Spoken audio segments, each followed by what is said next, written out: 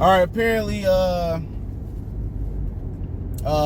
Gary Russell was on Beauty Shop Conversation, Frederica channel. So, PBC fighters fucking with him when PBC and Kelly Swanson and Sam Main. But hey, one thing came up, and I haven't listened to the whole thing, but he said that he broke Terence Crawford's jaw in the amateurs. So let's talk about it. Hit the subscribe button, bell icon button, share the video, and said he'll fight Terence Crawford. Now, I fuck with Gary Russell tough. You know what I'm saying? I met him at the Barclays Centers. His brothers, they cool as hell. You ain't gonna never really see me say nothing bad about Gary Russell unless it's critiquing his performance or he not fighting too good. You know what I'm saying? Other than that, he just solid all the way around, bro. And I think he kind of doing some things to get under some people's skin because he really want to fight. You know, but he, you know, it was humor. He basically what I heard what happened, because I heard some people talking about the story. Somebody confirmed it. One of my boys confirmed it. And he go to all the fights. He a hardcore boxing OG. And he said basically he heard that fight happen in the amateurs. And guess Crawford was talking a little bit reckless to Gary Russell and think Gary Russell was gonna bite. And they said Gary Russell, you know, popped him in his shit. You know, this wasn't no fight. This wasn't no boxing match. This was no sparring. He said he punched Terence Crawford in the mouth. So I don't know if Crawford, you know, punched him back or just walked away or they got in between them and broke it up. I mean, that's for Crawford to come out and speak on, you know what I'm saying? But when desperate times calls for desperate measures, you know what I'm saying? And, you know, Gary Russell was, what, 32 years old? You know, what's so funny is him and Crawford kind of remind me of each other a lot. They're in the same predicament, even though Crawford has had more accolades and he definitely more of a Hall of Famer than Gary Russell. But they kind of mirror each other because they not getting the top fights. But the difference is the top fights for Terence Crawford, you feel me? The top fights for Crawford, all of them is outsourced fights. They fights that's on another network. Gary Russell getting froze out for fights that the majority of the fighters that's huge in his weight class, you know, at one point, they all was, you know, on PBC or affiliated with PBC at some point, except for like Oscar Valdez.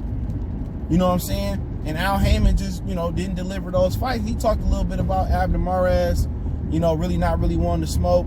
He talked a little bit about, you know, a few things, you know what I'm saying? About how kind of things went, you know, how fights fell off and how he beat Leo and the amateurs and stuff of that nature. But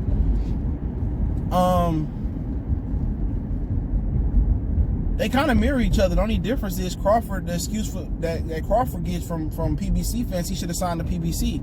But my whole rebuttal has always been PBC can't even make in-house fights. So if he had to sign to PBC, you feel me, you know, to get the fights, then we'll explain Gary Russell.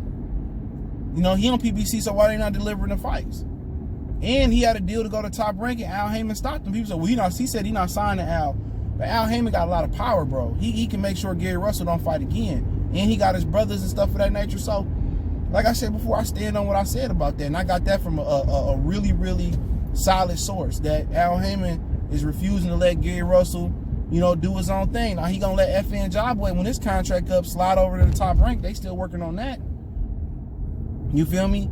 He was going to let David Benavidez slide to Top Rank and breach his contract with Samson Boxing until Samson Boxing threatened legal actions. So at the end of the day, you know, let's keep it 100 about Al. Why is Al doing Gary Russell like that? A real, like, y'all, they go out here and they act like Al is this black Wizard of Oz that ain't hiding behind the curtain. A real black man gonna force his contract. Say if you sign to Al gonna force. You can't do nothing in boxing without Al signing off on it and give you permission slip. So if Al was real pro-black, why didn't he send Leo Santa Cruz to fight Gary Russell? You know, why didn't he make him do that? Why he didn't feed the Mexican to the brother? Well, you know, him and Leo real close and this, that. I'm telling you, it is what it is, bro.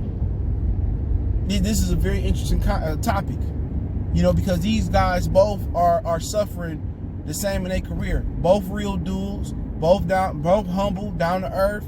Both, you know, ain't scared to get their hands dirty. You feel me? And they both in the same predicament. The only difference is one is on PBC still not getting the fights, and the other one excuses he not on PBC getting the fights, but we already know what it is. You know? They solid, bro, for the most part. And we want to see them get tested. They 32 years old, or about to be 33, I think Crawford is, and they won't feed them no fights. But y'all sit here and y'all cap for,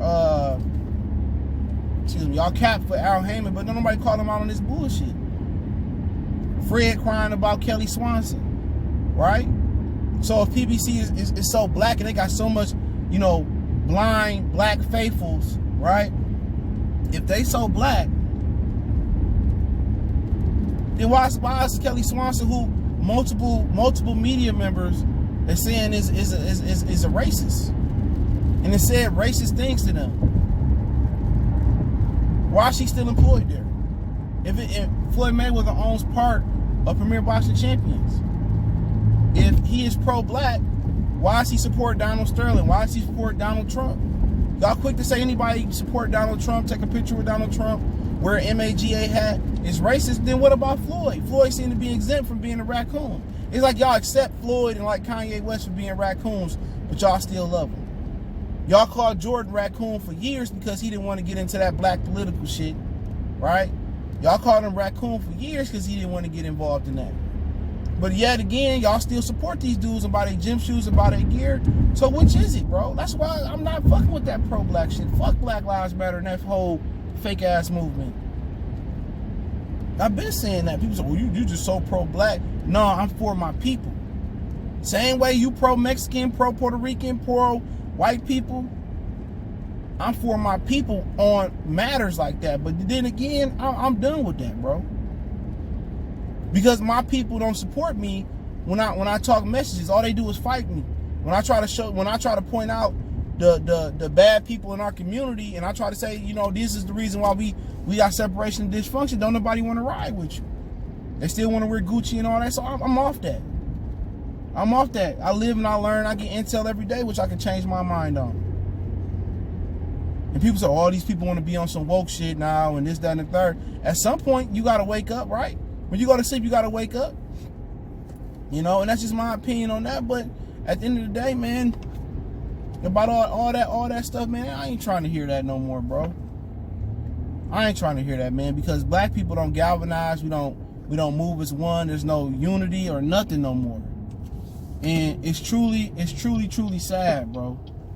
It's truly sad, man, because it is what it is. I just talked about that shit whenever I dropped that Virgil Ortiz video. But like I said before, in boxing, I care less. When I talk about X's and O's and breaking down a fight, rarely do I share my personal beliefs. Rarely. You just always picking the black fighter. Don't get me confused with the rest of these marks out here. I hope Banana Boy knocked Charlo shit clean the fuck off. Don't get it twisted. So many people want to get it twisted and try to box us in. Us black YouTubers and media members. They want to box us in. They want to box us in as one. When motherfuckers say, oh man, he LDBC, that mean they calling you a nigger, bro. I'm just gonna keep it 100. That's code word for nigger. Knowing that every black YouTuber ain't with the local dummy box community.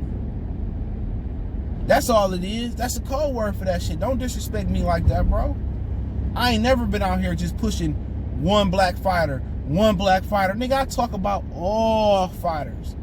From the flyweights, the paperweights, to the super bantamweights. I even talk a little bit about the women. And those videos don't pay. Those videos don't get huge views. But I still take time on my day, which I can just replace it with another video. But I still take time on my day to do the prospect spotlights. You know what I'm saying? I take time on my day to highlight the fighters that you may not have heard of. Everybody want to talk about Treville Mazion. Who was talking about him before everybody? Me. And rest in power to that brother. But about that story, let's finish that shit off. I don't know if Crawford, I just know he said, they were saying Crawford was talking reckless and he popped him in his jaw. So, we'll see what Crawford got to say. Maybe it's something that don't need to be talked about. Maybe it was an embarrassment or whatever it was, but it seemed to kind of hold weight with Gary Russell persona. Remember, everybody thought Errol Spence was just big. Everybody was scared to fight Errol Spence, but it truly was dudes didn't want to fight him till the money was right. I think with Gary Russell, this is this persona, bro. That he is this Billy Badass, this motherfucking John Wayne, MacGyver type motherfucker. You know what I'm saying? Whoever that'll punch you in your mouth and don't take no shit. Like he should have been playing this persona a long time ago.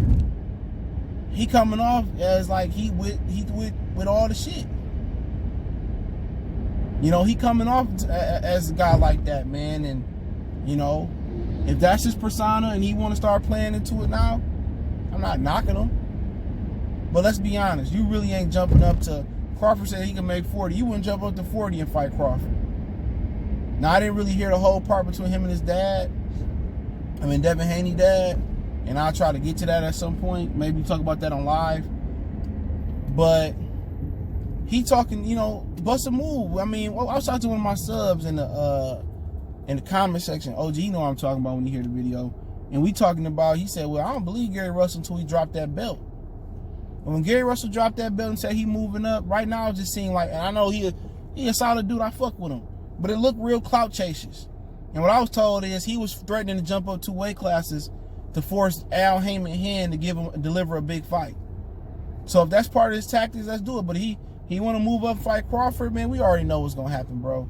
That's like this Chihuahua, my mini miniature Chihuahua, taking on an Irish Wolfhound or some shit, man. Not even a pit bull, a Wolfhound, an Akita or some shit like that. You feel me?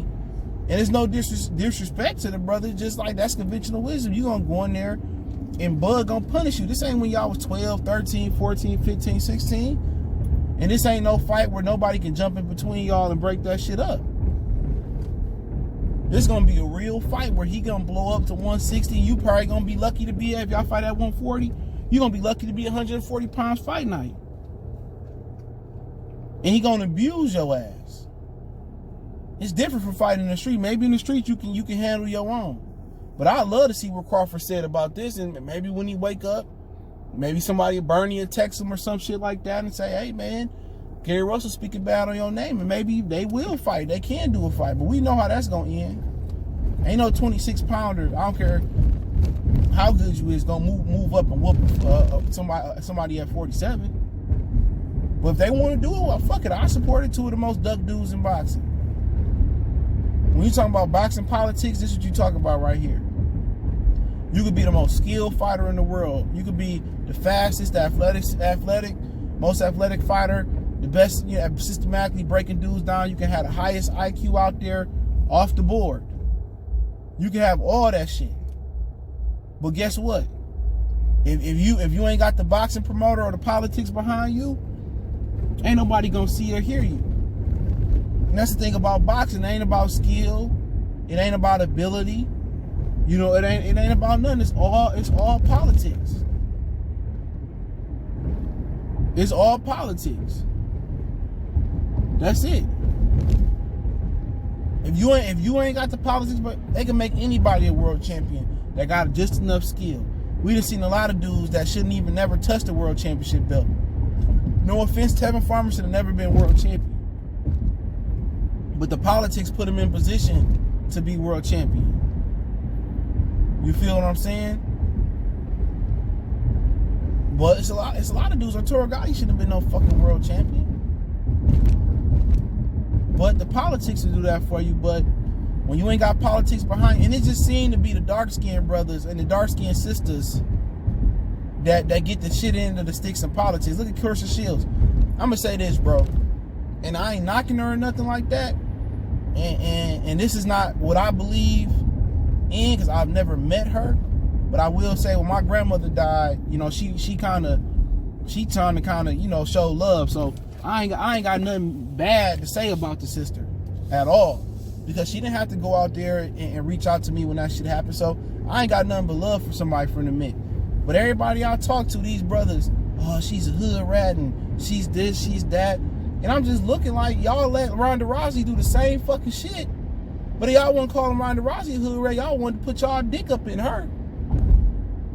But you see the difference? I'm telling you, man, when you got that dark skin complexion, bro, unless you an African fighter, man, they ain't man, boxing politics ain't fucking with you. Deontay Wilder. If Deontay Wilder was white with that same style, they'd be eating it up. They'd be eating it up. Tell me I'm lying. So when you got that darker skin complexion, bro, it's gonna be even harder for you, man. It ain't even at the whites or the Jews or the Mexicans in boxing give you a hard time. Your own people be the first people to give you a hard time. You know, but if they do fight, which we know they not gonna fight, man, it is what it is, bro. I'm gonna support them. I fuck with both of them. You know, I like Gary Russell a little bit more. Yeah, just because I met him and he tapped in, did a little drop and all that shit. So I just, you know, that personal little connection there, I fuck with them a little bit more. But I like them both as fighters, and I'm gonna stand with both of them what they want to do. So if Crawford do respond, then, you know, I love to hear it, dog. You want to come on and respond on my show? Come on, I want to know what happened. But hey, hit that subscribe button, bell icon button, share the video. Don't forget you can find us on Facebook, Instagram, Twitter. Reach out if you got business, question, inquiry, sponsorship, video requests. Keep sharing the videos. Want to make a donation? Share the video. Cash App, PayPal, description. One time for the one time we go.